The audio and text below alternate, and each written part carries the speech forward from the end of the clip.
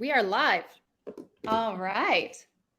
Hi, guys. Welcome back. This is episode 10 of the Club dVIN Roadmap series. And today it is once again all about Bhutan. This is technically our second more in-depth session that is set around planning the steering committee trip. Today I'm joined by Mike Juergens and Anne Cross, the founders of the Bhutan Wine Company.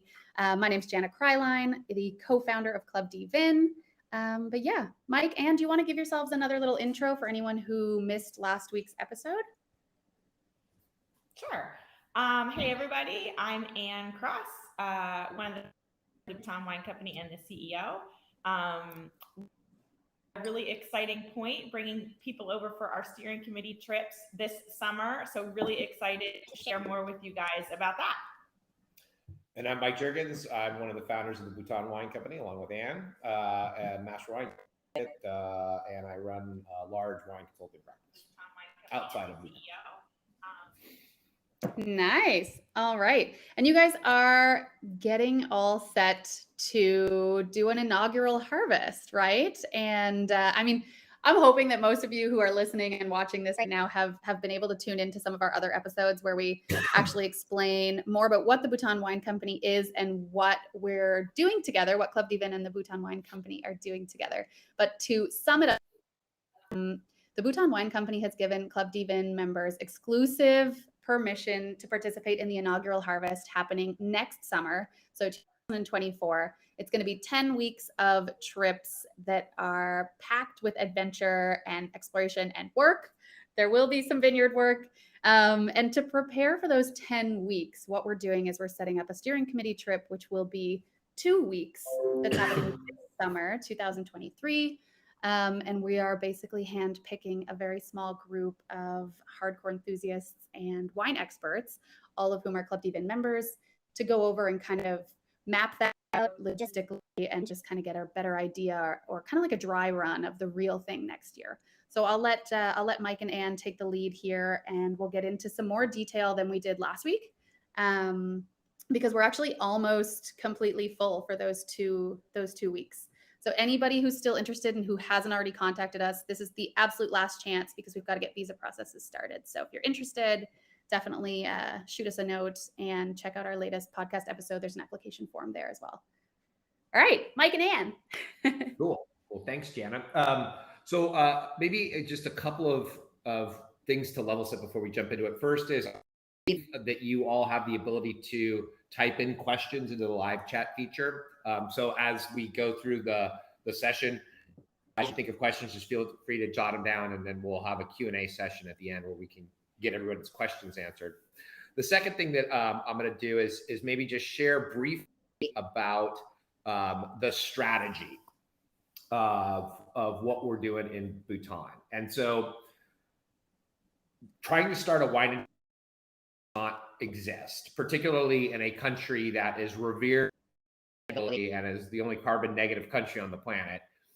It is challenging to import foreign species into a country that's set up like that. And so as we decided we wanted to try to build out the wine industry, we had to be very cautious and careful about how we were bringing plant material in. At the time, we didn't really know where in Bhutan the best climates might be for growing vinifera. Think about Bhutan. Bhutan's not that big of a country. It's maybe 400 miles north to south, but in that north to south, it goes from 500 to 25,000 feet in elevation at the top. So there's a lot of up and downs, as you might expect in the Himalayas. A lot of soil, a lot of microclimates, and obviously very different altitudes. And us not having any historical data to rely upon, we said we try stuff in a bunch of different areas. And so that's what we did. The first round that we planted 6 vineyards in a variety of altitudes and climates. And we planted 9 varietals at each one of those 6 vineyards. Expectation that not every vineyard would probably work, and certainly not every varietal would work in every vineyard. You know, we have vineyards where you have Riesling grow next to Cab. You know, those those tend to not thrive well in the same place, but we don't know which one will. So, we planted them both. And so as we've been able to learn from those vineyards, which were planted about 5 years ago, we've been able to get smarter about picking vineyards, and we started planting larger scale commercial vineyards, of which we now have 3. Those 3 vineyards, one is 72 acres, one is 55 acres, and one is about 20 acres. And those vineyards are about same kind of thing. We still do not know 100%. Just because something works good around the corner, it may not work good on this slope. And so planted about half of the vineyards with the intent of tracking and seeing what works, and then doubling down on the varieties that we're doing well. So that I mention all this because it's kind of critical to understand 2 things. One, the schedule and the logistics for the trips, strategy around making the first wine ever in a country. And so let's talk about the first wine in the country ever. Because we have smaller experimental vineyards that are, 5 years old, we are getting small quantities of fruit, but the larger commercial scale vineyards really won't come online until next year. But we are going to have enough fruit this year to make some wine.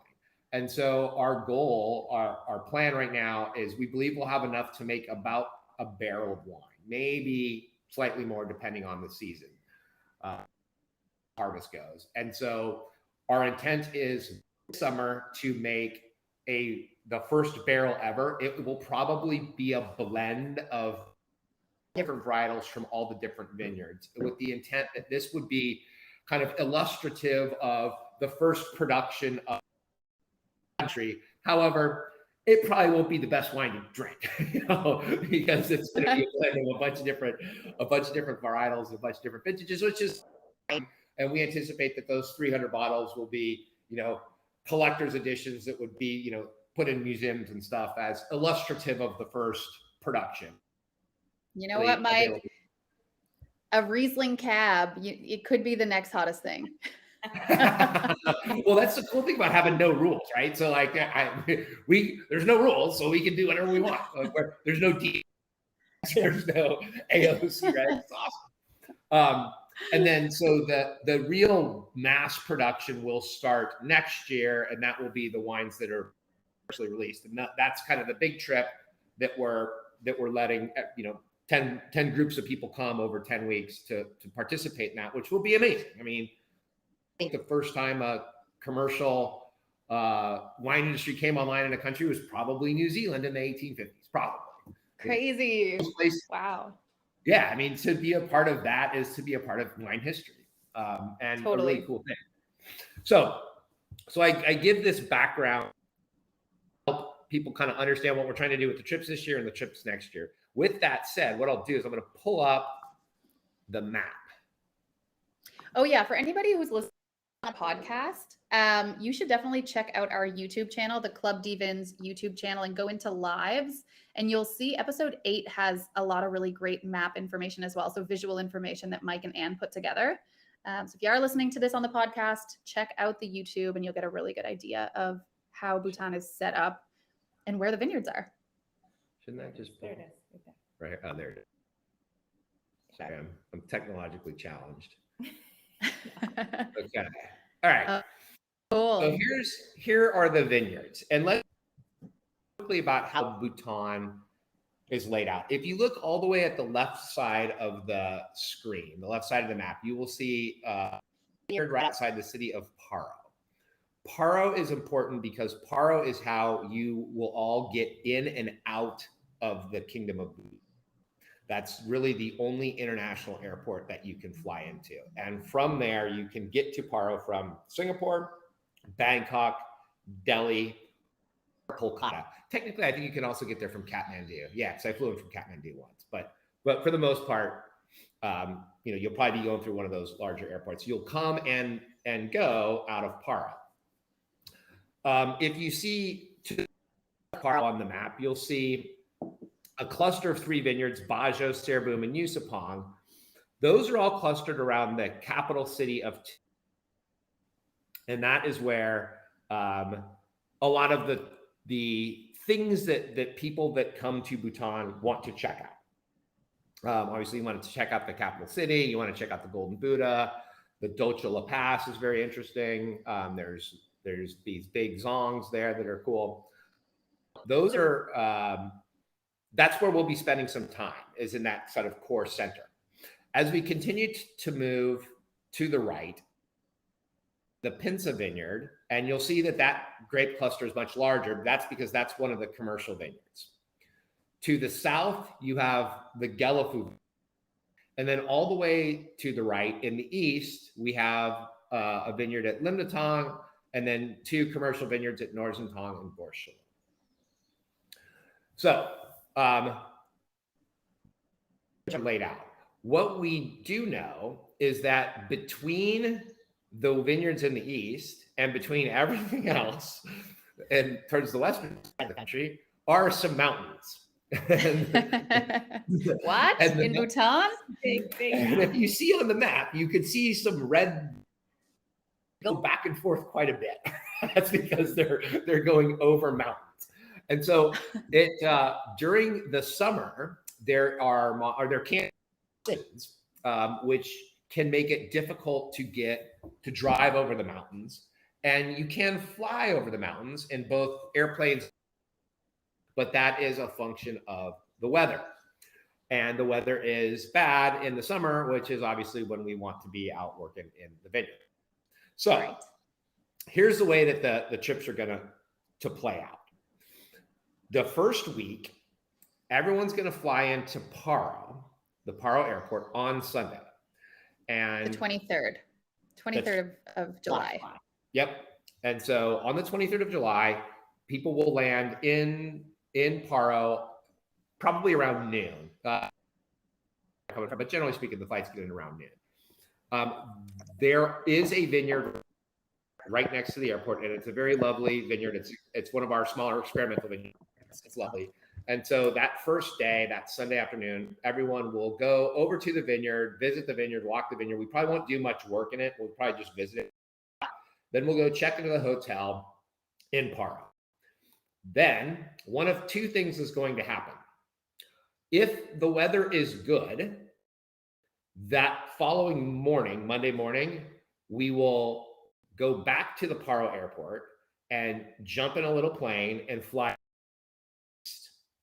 If the weather is not good for flying, what we'll do is we'll take Monday and we'll let that be the Tiger's Nest day. If you visit Bhutan, you have to go to Tiger's Nest. A must do. It's just a spectacular monastery with a really cool hike up to it, and so on and so forth. So if we on that Monday, we'll do Tiger's Nest instead, and we'll bet on the come line that the weather will be better on Tuesday. And this is fairly typical for trying to get from the west to the east of Bhutan. I would say probably 35% of the time, flights get canceled due to weather. You have to be able to fair. If it's cloudy and raining, yeah. And believe me, when you see the airport that you fly into on the eastern side of the country, you understand why it's critical to be able to see. Yeah, it's like you land on top of this mountain. It's very exciting. But assuming that the weather's good, it's part of the adventure. Definitely. When we get to the east, and let's assume that it's that Monday, we'll land, we'll get there about noon. We'll visit probably one of the vineyards on Monday afternoon, and we will do some work.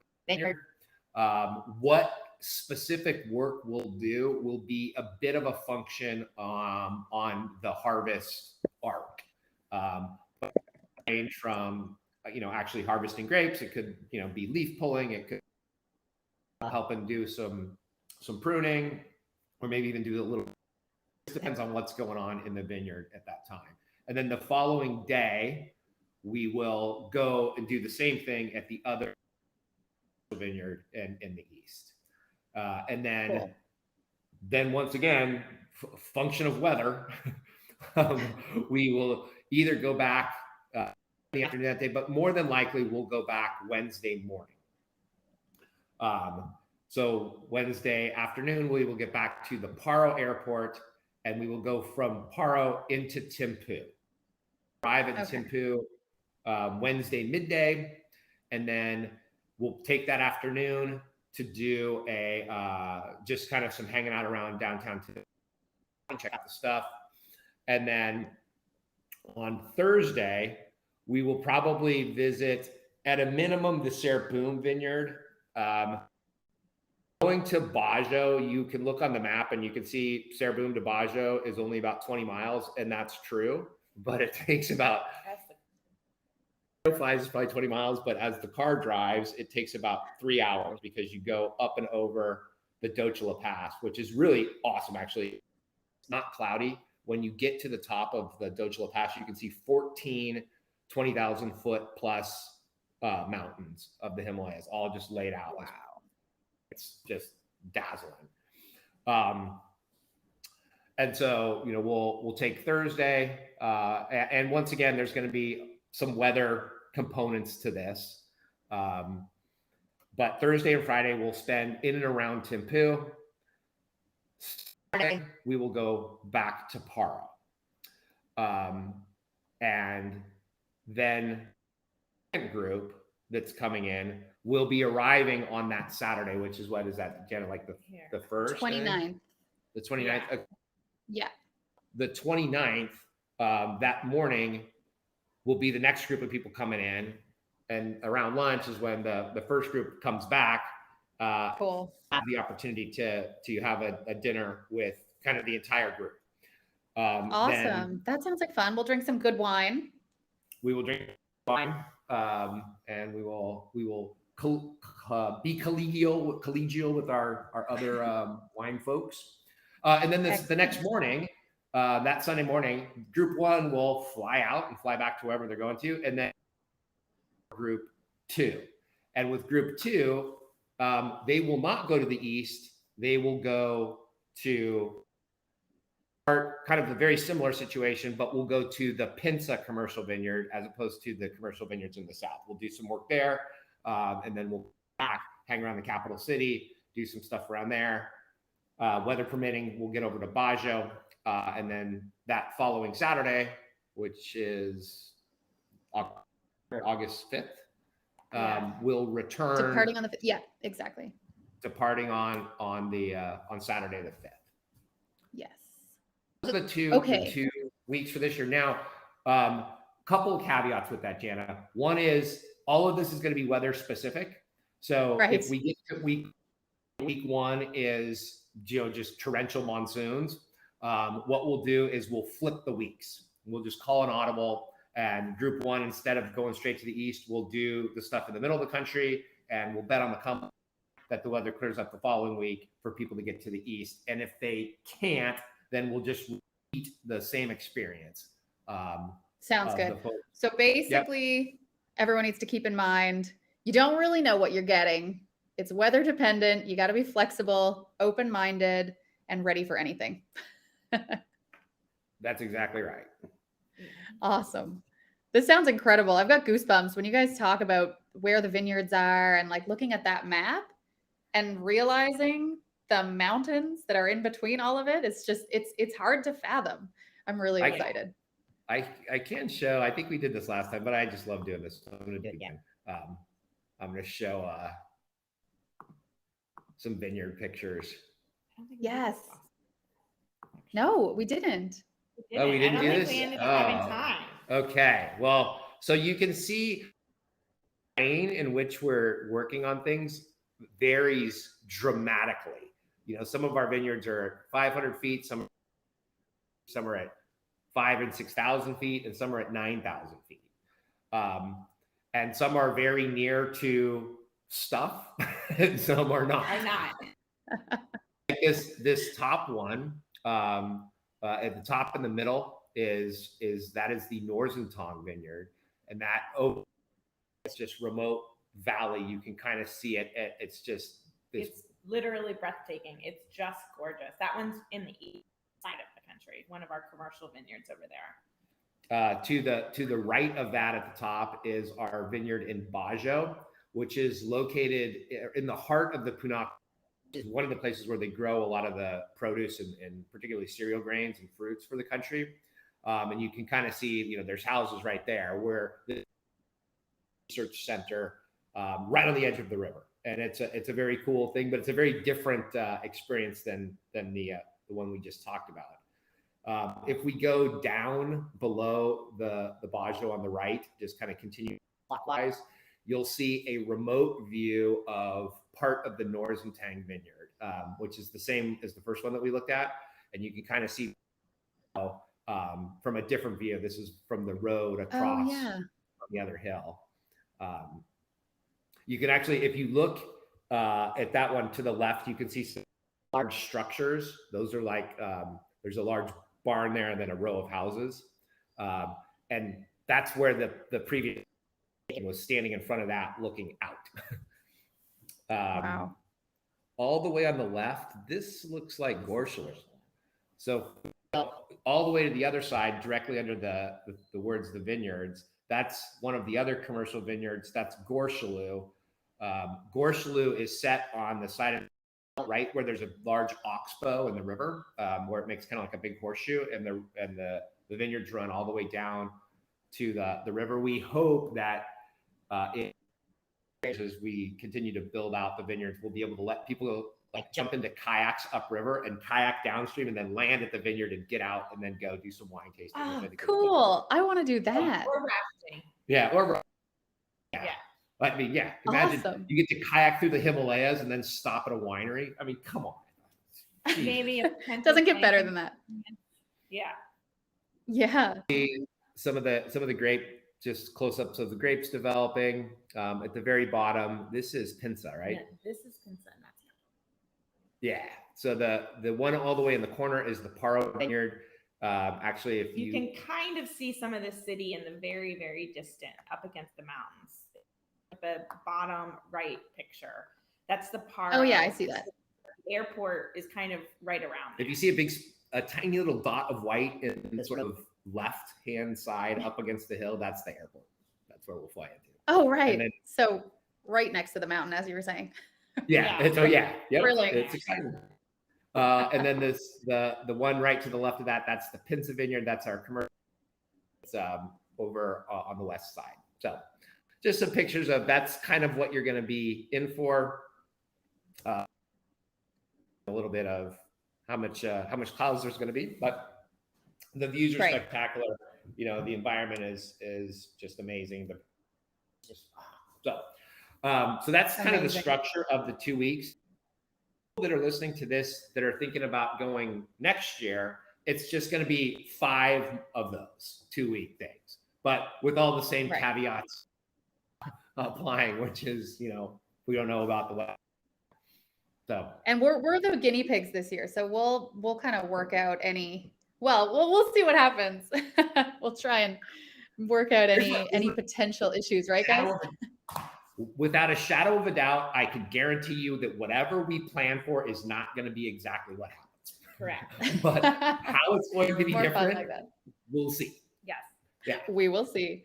Hey, look, we've got a couple questions in the chat. Do you want to hold the questions until the end, or do you want to just answer them as we go? We can do it now.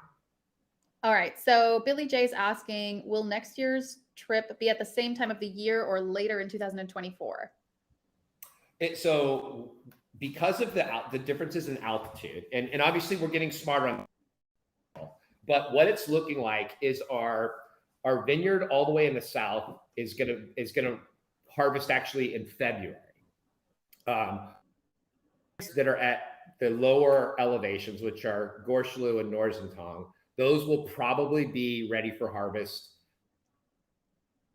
The ones that are slightly higher elevation, that are middle of the country, Pinsa in particular, that's probably going to be late August. And then the high altitude ones are looking like they'll harvest in October. So I don't know that 10 consecutive weeks. We will likely use this summer to really get smarter about the calendar cycle, and lay it out. Because in a perfect world, it would be great if people that could actually, get to clip bunches of grapes and help them and, actually be a part of the harvest. But you're at the mercy of Mother Nature, right? But we'll probably drag it out a little bit to try to hit those sweet spots cycles. But there will likely be options of dates sometime between July and like late September, right? Late September, early October. Early October. Yeah. So the dates and weeks don't know yet, but it will be kind of in that block of time. Cool. That makes sense. And then there's another question in there. What will accommodations be like? Good hotels, single rooms, any more detail that you can give us on that? Yeah. So there definitely are. There are very nice hotels to stay at. There is perhaps one exception to that, and that is the Pinsa Vineyard, which there are nice hotels, a little bit of a drive. And so we're going to have to sort that out. I also very much like the idea of glamping. Figure out how to do that. We may give people the opportunity to spend 1 or 2 nights, you know, in a sort of a glamping kind of scenario, which would be spectacular. For the most part, yeah, assume that we'll be staying in nice hotels. I think we'll probably give options for single occupancy or do. Obviously, I know that that's going to impact the costing of some of this stuff, and also the availability of room. Hotels are not super huge. But that's part of the test run that we're going to figure out this summer, is exactly how that should best play out. All right, cool. Awesome. So yeah, guys, keep putting your questions up in the chat if you have any. And if you have, those of you who are watching this after the live stream is over or listening on the podcast, I don't know if I mentioned that at the beginning, but feel free to email Dave or I at j@clubdvin or d@clubdvin.com. So any questions that you might have, this is the last week to apply for the steering committee trip. So definitely get those in as soon as possible. We've got to start visa processes, and anybody who's interested in the 10 weeks next year, you can definitely email us anytime about that. So Yeah, what else do we have to cover, guys? Maybe just, I want to chat a little bit about the things that people can perceive as, you know, risks.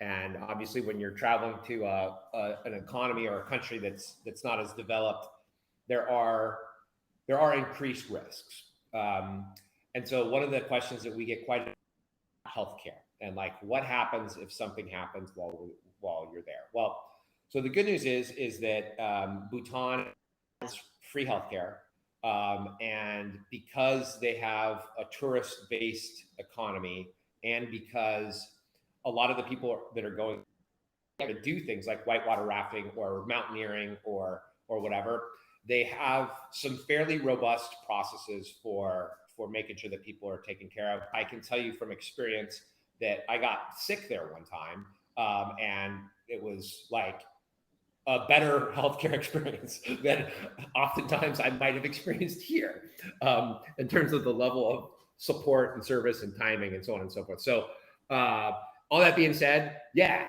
we're going to be in the Himalayas. So if you fall down a cliff and you do something stupid, that's going to be a problem for you. So just recognize there's definitely facilities there, but you also have to carry your end of the couch, and not, you know, do dumb stuff. There's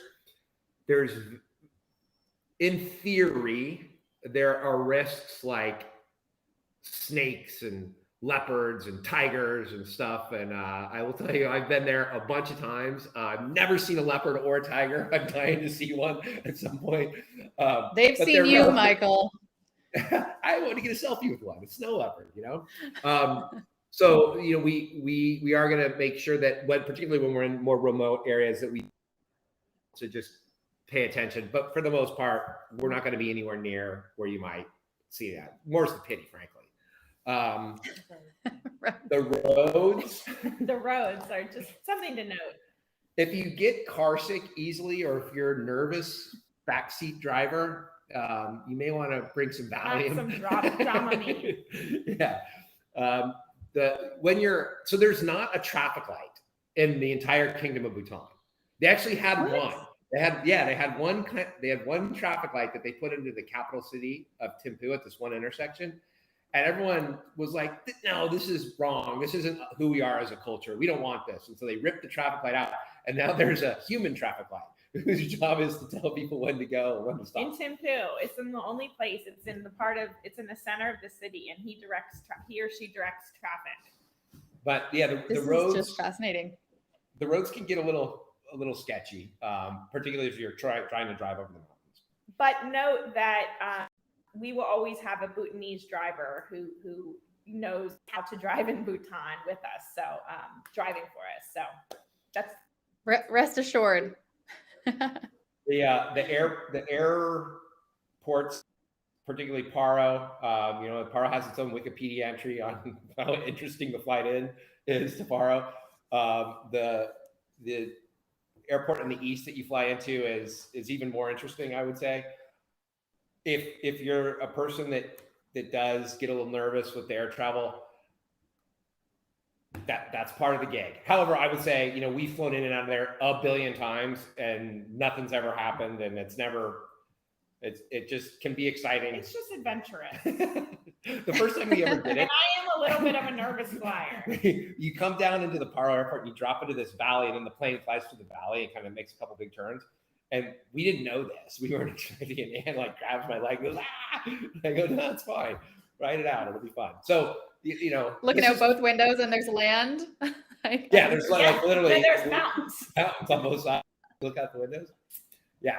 But it is part of the experience. The charm and everything else. I would say that Bhutan has a lot of very great native artwork things. And so for people that do come, I would suggest that you bring some extra cash, because there's going to be a lot of cool stuff there to buy. We have all kinds of stuff from Bhutanese, woven cloths to, I have a 10-foot picture in the other room that I saw when we were there that I was like, I have to have this. And getting that thing back was a nightmare, but lots of cool stuff to buy. And yeah. Okay, so what else in terms of what to expect? So we've covered kind of things that could go wrong, healthcare.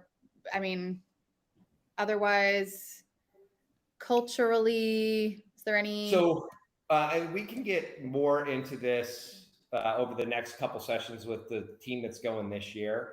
But okay. Just some things to note. The Bhutanese are very big on gift giving. It's a happy, very pleasant culture. And they really love hearing about stuff that's different than their culture.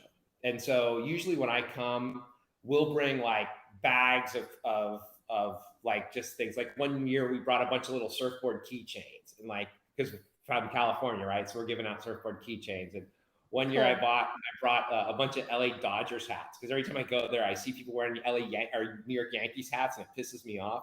So I was handing out Dodger hats to people.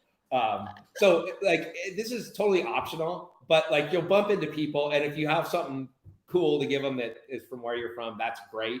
The food there, and this is part of our business model, Bhutan grows some of the best crops in the world. I mean, people go to Bhutan to study how to make sustainable agriculture work. The fruits and vegetables and the grains that you eat will be the best you've ever had. That's awesome. Oh. However, because it's a Buddhist country, they don't kill a lot of meat. And so the meat tends to be imported. The meat tends to be, not as good, and they'll cook it, a lot more because of, greater risk of parasites. So the meat's not super great, and the food can be spicy. Oftentimes it's too spicy for Anne. I don't think it's too spicy. It's not like a hot Indian spice. It's more like a Thai spice, like a flavorful spice, but it can get a little hot. So be prepared for that. You don't want to drink the water. And it's not that the water's not pure. Actually, it's Himalayan runoff from the glaciers. So for the most part, it's actually really pure and microplastic free. But what happens is when you get closer to a city or a town, a lot of times the sanitation isn't great. And so you can get bacteria into the water. And so we're not typically going to be up where the glaciers are. We're going to be typically near where a town is. And so you'll want to drink bottled water. and be careful with brushing your teeth and stuff like that. The weather can be unpredictable. And so you're going to want to make sure that you've got you bring a range of stuff. Don't over index on too much sunny stuff or too much rainy stuff, because otherwise you might be unhappy. I would advise against shorts. Having found this out the hard way when I got eaten alive, and during one vineyard we went to, the bugs were just like jumping on me and chewing up my legs. And for women, when you go into certain temples, they want you to have, no bare shoulders and no bare leg. Actually, men too, frankly. It's a sign of respect that. But it can get quite hot, especially when we'll be there. And so you need to have things that are breathable as well.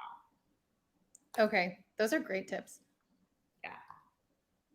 All right. So in the next 2 sessions, it's going to be invite only. It's going to be it'll just with all of the people who are confirmed to be going on this year's trip. We're going to get into more specifics on what kind of things to pack, tips and tricks, kind of cultural tips and tricks, I would say, right? And then otherwise, in terms of today, what we're going to need to, I guess, just kind of push on is that final confirmation. So anyone who's interested in going and has talked to any one of us or Dave, we really do need those confirmations and passport photos as soon as possible so we can get started on the visa processes, right? Yep. And we have all the information that we'll need from people. And we've done the visa process numerous times. So it's relatively straightforward, but it does take a little bit of time, and there is a little bit of paperwork. So once we get the confirmation of people going on these steering committee trips, we can start the process of communicating everything that's needed and forms to fill out. So really today is about kind of that final confirmation of attending one of these 2-week trips. The other thing that we'll need to look at too for people coming is people will have to figure out how to get to one of the connector cities to Paro. And so for us, if we're on the West Coast of the United States, we typically fly west and go Tokyo, Bangkok, Paro. On the East Coast, it's easier to fly directly to Delhi and go Delhi, Paro. So just depending on where people are in the world, they're going to have to figure out kind of what works best for them. And the flights don't always fly every day from every city. So like the Singapore flight, for example, is great for people that live in Singapore, but it only flies, I think, twice a week. So we can't just assume that, oh, hey, I'm in Singapore. Cool. I need to be there on Saturday. Let me fly on Friday. Well, that might not work. We're going to need to look into this depending on where people are at. There are the other nuance too, and this is a total pain in the ass, is you cannot check in to a Bhutanese airline online. You have to go to the desk and get a paper ticket. What this means is when you land in like Bangkok or Delhi, you have to go exit through customs to go out to the main airport and then get your ticket and then come back through customs to come in. In Bangkok, that's very easy. In India, you need a visa to do that. And it's called a transfer visa. And if you don't have one, they won't let you get on the plane to fly to Delhi or to Kolkata, wherever you're flying through. So that's just a nuance. And some of we can get into the details of all this specifics depending on where people are coming from and Yeah, no, that's definitely a good to know. And I think, I don't want to speak out of turn here, but last time that we talked internally, you guys were saying that what you'll end up doing is actually booking the flights from those major cities to Paro for people, right? We'll build that into the pricing. That if you can get to a city that has flights to Paro, we'll manage the bookings, because it is, I don't want to say it's impossible to do. It's not impossible to do, but it is it's a challenge. It's the first time through, it's a pain in the ass. So we'll handle that, and that'll just be part of the price. But you'll have to get yourself to Delhi, Singapore, or Bangkok. All right. My very strong recommendation is Bangkok is the nicest experience of all of those experiences. FYI. Okay. But But that said, we fly through Delhi, so it's all doable. That's great. That's one less thing for all of us to think about. We'll just focus on worrying about the leopards. yes. Yeah. Got Any it. other questions Cool. that come in? We had sorry? Did any other questions come in from the Nope. group? I'm looking at it here and it looks like everything's been answered. So unless there's anything that comes in the next minute, I think we've pretty much covered it for this session. And then as we get into more detail, those will be the closed sessions coming up. The last one, so there will be 2 more after this, and the last one will be final chance to ask any questions, and this will all be confirmed guests. Yep. Yeah. Or attendees. Great. Amazing. Well, I'm so excited for this. It'll be an amazing, life-changing experience. I can guarantee that for certainty. I don't know 100% what it's going to be because of the need for flexibility and adaptability. But I like it. So this is for the adventurous. Be brave and don't be an idiot, I think is what you said earlier. I liked that. Be brave, don't be an idiot. Yep. Awesome. And one thing we should maybe talk about is the concept of the gross domestic happiness, which I think we touched on last week as well. But one of the things that's so awesome about the culture is that they measure happiness. And so the people there, I would say, in my experience, I've never seen an argument. I've never seen a fight. Like they truly do come across as just happy-go-lucky, just wonderful, wonderful people.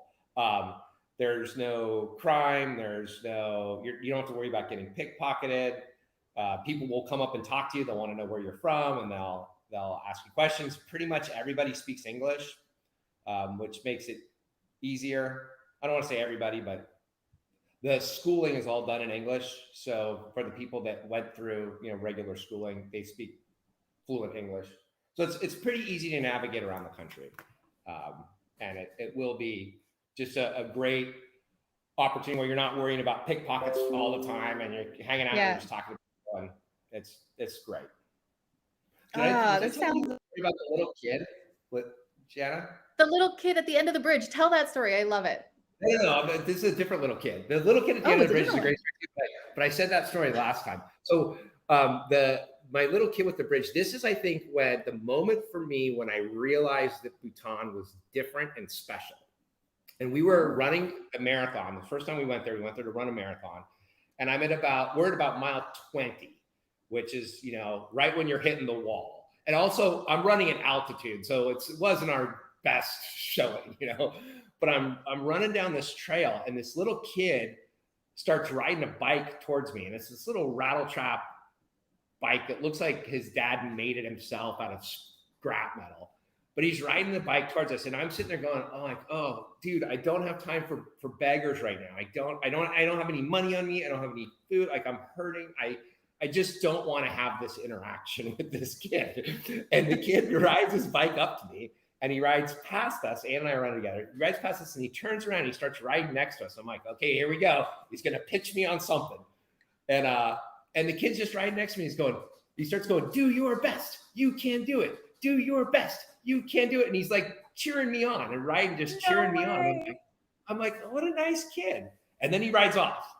And I see him and he rides down the path and he stops at this little shack that's kind of over here in off to the side a little bit, off the trail. And he throws his bike down and he runs into the shack and he comes back out. And I see him standing at the side of the trail and he's holding something. And me being the cynic, I'm like, here we go. He went home. He's got some curio to sell me, or he's going to want money or something. And he's waiting for me. And I'm trudging along at altitude on the marathon. And I get up there and he's holding out this half full bottle of Pepsi. And he goes, you're so hot. Here, you can have some of my Pepsi. And I go, holy shit. Like, this kid has nothing. Like, he lives in a shack. And this Pepsi was clearly important to him. And it didn't even dawn on him to not share it with me. Like, oh my God, how can I help you? And that's when I realized it was a different and special place. And that's been my experience every time when I go back there, when you interact with the people, it is like, how can I help you? What can I do for you? How can I make your life better today? as opposed to what can you do for me, which is typically, as an American, what I get going to countries that don't have a lot of money. So wow, that's a moving story. I was right there with you thinking like, yeah. Oh my God. Yeah. I've told that story 20 times. It still makes me choke up when I say it. It's awesome. Yeah. I know. I have the feeling right now, I'm like, have that little lump in my throat, like I'm about to cry on this webinar here. That's an amazing story. Yeah. No, the story Mike told last time, in case you guys didn't hear the last episode, which you should go back and listen to, was the story about a kid on the bridge who was giving out guavas that were just the most amazing guavas ever. So that's where I thought you were going with that. But my gosh, that is, wow, that's one to remember. I hope that we'll all have moments like that on the trip. It was literally like a light bulb went off in my head, and it was like, wow. What is this country? Oh my God, how does this exist? How have we not fucking ruined this with capitalism and Starbucks and Kentucky Fried Chicken, where people are still acting like this? Like, it's just unbelievable. Anyway. I got a question for you though, Mike. Did you drink the Pepsi? I did not. I didn't. Oh. I didn't, and for two reasons. One, I had a Camelback on that was full of water, and I prefer water, like in races. Fair. And I don't want to be like choking down a warm, flat Pepsi. But also, it was the kid's Pepsi. Like, it clearly meant something to him. And like, here you. And I like thanked him profusely, and then I showed him that I had water with me, and I said, "Thank you very much." Like, I think I even gave him a sip of my water, actually. Like, but yeah, he was, and it's funny because I've gone back on that same trail, and I've tried to find that kid in that house again, just because I want to like do something for him. And I haven't been able to find it yet. I ran the marathon at the exact same route, and I looked at the exact same place, and it wasn't there. So sometimes I wonder if it was just a mirage or some sort of apparition. Like, but you were there. You there, saw so I'm there's a witness. Yeah.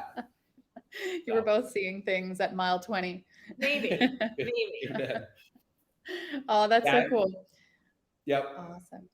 Anyway. All right. Well, we've got technically, we can stretch this 10 minutes. If you guys want to, I would love to ask one question myself, actually, from both of you before we end it. It's just something that I've been thinking about asking you. I forgot to ask last time. And you'll probably have different answers. I hope you'll have different answers. But aside from the Pepsi story, Anne and Mike, what were your favorite memories so far from all of your experiences in Bhutan? So Pepsi aside. I mean, I should have prepared. I have a lot, but I'll share one that I thought was really, really awesome, which was, and Valentina was there, but there was this movie that came out called Lunana, The Yak in the Classroom, and it was nominated for an Oscar for Best International Film, and it's set in Bhutan, in one of the really remotest areas of Bhutan, and it's just a spectacular movie. Like, the imagery in it is just stunning. They didn't film any of the vineyards. They didn't talk about the vineyards, which, that's a problem. But the story itself was great. So we knew this movie would come out, and we saw it, and we loved it. Anyway, we were in Bhutan, and we were trying to get back from the east to the west. And part of the reason we were trying to get back was there was a big party that night that all of us had been invited to celebrate I think it was it the 40th anniversary of the airline or something like that? It was some party. And I had hand selected the wines that get served on one of the airlines. And so they said, "Oh, we want all the wine people to come." So we're trying desperately to get back for this party and this cool event. And it's raining. And so we sit at the airport for like 4 hours, and then finally they're like, "We're not coming." And so we're like, "Damn it." And so what was going to be this fun adventure now is not. And now we're cold and we're wet, and we have to go find a place to stay. And we go and we stay in this hotel, and the hotel ends up being cool. And we're sitting there, and we're all kind of bummed. And then one of the people working at the hotel goes, "Hey, do you know, tonight we're broadcasting for the first time on Bhutanese television our movie, this Lunana." And we go, "Really?" And they're like, yeah. And so we go, can we watch it? And they're like, yeah. So they literally took the bar of the hotel and they turned it into a movie theater, and then just brought us out a bunch of cocktails. And like, we all sat, it was raining and pouring rain, and we're stranded in the middle of nowhere. We don't know if we're getting back, but we're just drinking and having a great time. And we're watching Lunana. And so it was one of those, Cool. This is the thing, I don't know what's going to happen, but it's that sort of shit where we were going to a party in the West, and we ended up stranded in the East watching a movie, and it was equally cool. So cool. Yeah, it sounds memorable.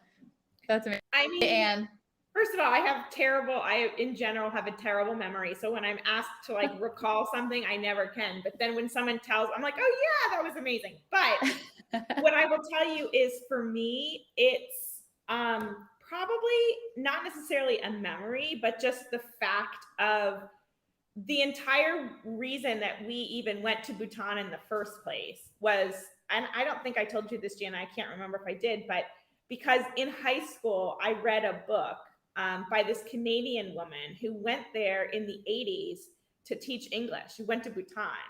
And somehow I had heard about this book and I read it, and it was about her experience. Now, mind you, the country really had only been open to foreigners in like the 60s. So in the 80s, it was even more remote and kind of, authentic and pure to what it is. It was. And so I read this and I was transfixed. And I remember thinking, and this was in high school, and I remember thinking, like, this place can't possibly exist. So for years, I have built up this idea of going to this place for many, many, many years. And eventually, obviously, we went. But to go someplace that I'd had this kind of, built up expectation of for so many years, I really honestly was like, there's no way it's going to meet my expectations. It's just not. And so we went to run the marathon, and we did, a lot of the cultural activities and whatever, but the marathon itself, obviously it's 26 miles. So on foot, we got to pass so many places. And Mike talks about the altitude, how it wasn't the best time that we've ever run. Well, the other piece of it is I was literally making him stop every 30 seconds to take pictures and just be in the mountains and be like just in this place that when you're there, it feels very spiritual. I mean, there's just moments of quiet where even on a run, you can sit there and kind of meditate or just really be struck by what's around you. And so for me, it was the fact that after all these years, my expectations were high, and honestly, they were exceeded. Even then, I was blown away by the people and how friendly they were and how warm. And truly, to Mike's point, they really are wanting you to experience their country and do whatever they can. They're just very, very warm and kind people. So for me, that's really like, and every time we go back, I really have similar experiences. And so Bhutan is just extraordinarily special to me for many reasons, but that's kind of the journey. And let me jump on that if I may, because I think this is interesting. We've talked a lot about the spiritual nature and the happy nature of the people, but the Bhutanese love to have a good time. They like to party. And so there actually is a huge wine culture in Bhutan.